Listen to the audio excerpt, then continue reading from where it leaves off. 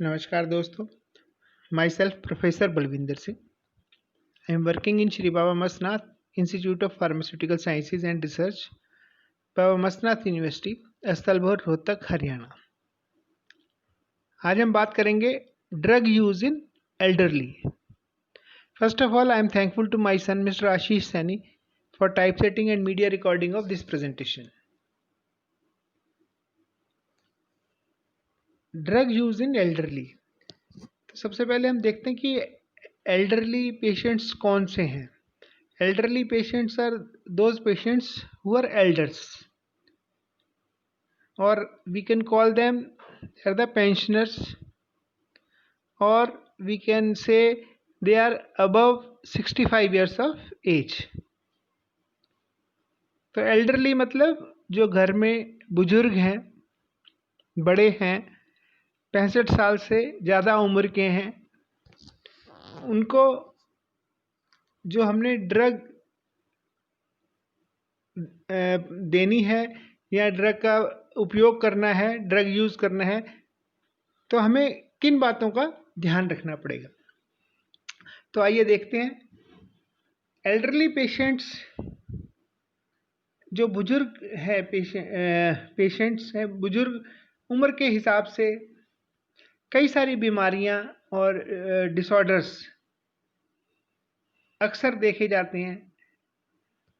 जैसे गाड़ी है या कोई मशीन है, जब वो पुरानी हो जाती है तो उसकी एफिशिएंसी कम हो जाती है, ब्रेक डाउन हो जाते हैं, तो कई सारी चीज़ें होती हैं। तो उस तरह से ह्यूमन बॉडी है, समय के साथ साथ जब ह्यूमन बॉडी 60-65 साल के बाद जब वो एक ऐसे उम्र के पड़ाव में आते हैं जहाँ पे अक्सर उनको कई सारी बीमारियाँ घेर लेती हैं। जैसे कॉमनली वैसे तो बहुत सारी बीमारियां हैं, और आजकल तो पोल्यूशन और बहुत सारे फैक्टर्स ऐसे हैं, पेस्टिसाइड्स हैं, यूवी रेज हैं, तो कम उम्र के लोगों में भी देखी गई हैं, लेकिन बुजुर्गों में ये ज़्यादातर देखी जाती हैं। जैसे हाइपरटेंशन है, ब्लड प्रेशर से रिलेटेड है, डायबिटीज़ है, हार्ट से रिलेटेड है, मायोकार्डियल इन्फारेक्शन है, या दूसरी हार्ट से रिलेटेड जो प्रॉब्लम्स हैं, डिमेंशिया है, जॉइंट्स पेन है, डिप्रेशन है, कॉन्स्टिपेशन है, विजुअल साइड प्रॉब्लम है, हियरिंग प्रॉब्लम है। इसके अलावा भी बहुत सारी दिक्कत होती हैं। मतलब किसी मरीज को इनमें से कोई प्रॉब्लम होगी, किसी को कोई प्रॉब्लम होगी, तो अक्सर ये बीमारियां जो है अक्सर देखी जाती हैं।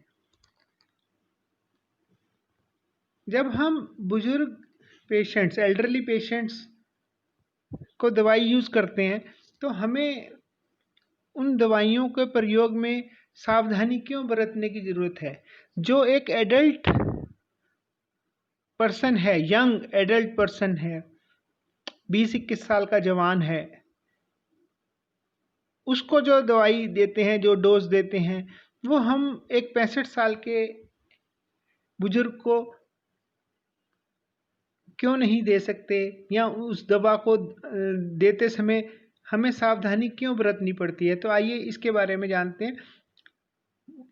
एल्डरली पेशेंट्स में कुछ फार्माकोकाइनेटिक चेंजेस होती हैं बॉडी में, यानी कि उनकी बॉडी में जब दवाई खाने के बाद और बॉडी से निकलने तक की जो प्रोसेस है, that is the ADME, absorption, distribution, metabolism and excretion, वो एक यंग पर्सन से डिफर करती है। तो आइए सबसे पहले देखते हैं हम एब्जॉर्प्शन के बारे में। एक एल्डरली पेशेंट में there is reduced release of digestive juices, जो ब्लड फ्लो है वो भी स्लो है। जो इंटेस्टाइन को में जो ब्लड वेसल्स हैं, जो खाने को एब्जॉर्ब कर रही हैं या ड्रग्स को एब्जॉर्ब करती हैं, तो वो ब्लड फ्लो जो है वो स्लो है। जो गैस्ट्रिक एम्प्टिंग टाइम है वो डिले है, जिसकी वजह से एब्जॉर्प्शन एक बुजुर्ग में, एक एल्डरली पेशेंट में, एक यंग पेशेंट, यंग पर्सन के मुकाबले में डिफर कर जाता है। Coming to next, that is the ADME में डी है, दैट इज द डिस्ट्रीब्यूशन।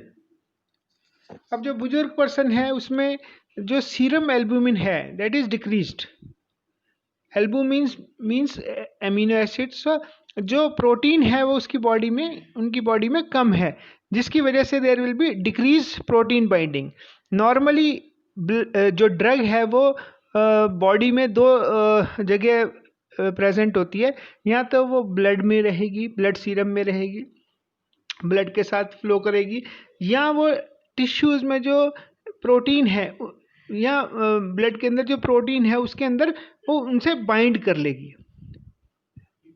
तो जो जब एल्बुमिन के साथ, जो प्रोटीन के साथ बाइंडिंग करेगी, तो वो drug is not available for अपना थेरेप्यूटिक एक्शन। तो जब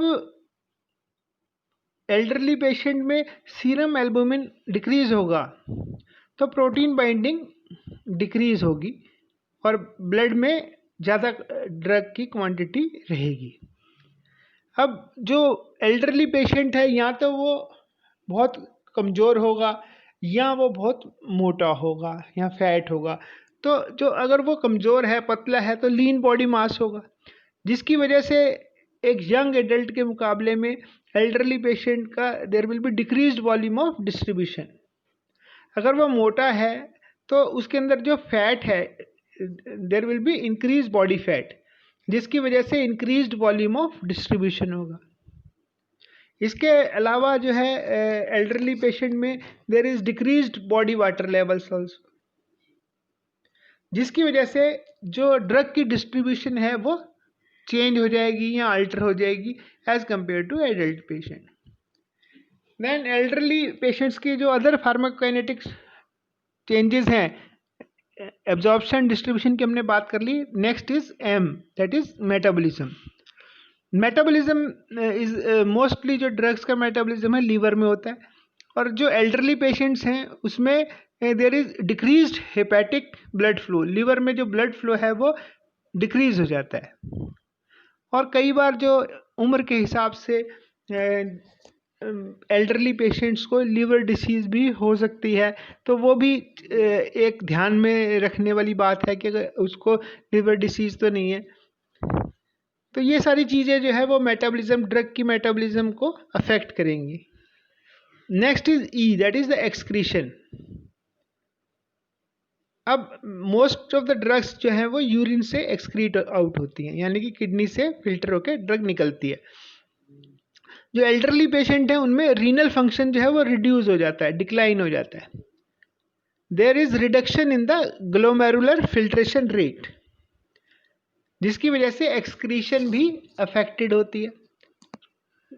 तो ये सारी चीज़ें जो हैं एडीएमई फार्माकोकाइनेटिक फैक्टर्स हैं जो चेंजेस हो जाते हैं, जिसकी वजह से जो एल्डरली पेशेंट्स हैं उनकी जो ड्रग है उसकी जो डोज है उसको ध्यान से देना चाहिए। देन एल्डरली पेशेंट्स में फार्माकोडायनेमिक चेंजेस भी होते हैं। जो फार्माकोडायनेमिक चेंजेस हैं that may be due to alteration in receptor numbers, affinity of the receptor to the drug, signal transduction will at the neurotransmitter junction will alter, enzyme activity changes in the elderly patient, जिसकी वजह से कुछ drugs का response ज़्यादा होता है, more response to some drugs as compare to young adults, और कुछ ड्रग्स का रिस्पॉन्स कम हो जाता है, रिड्यूस हो जाता है। There is reduction in response due to down regulation of receptors. तो इस तरह से फार्माकोकाइनेटिक और फार्माकोडायनेमिक चेंजेस जो है एक एल्डरली पेशेंट में होते हैं, और इन सब फैक्टर्स को ध्यान में रखना चाहिए जब भी कोई हम एल्डरली पेशेंट के लिए कोई ड्रग की डोज डिसाइड करते हैं। तो व्हाट आर द इसके अलावा और कौन से फैक्टर्स हैं जो कि हो सकते हैं एल्डरली पेशेंट में?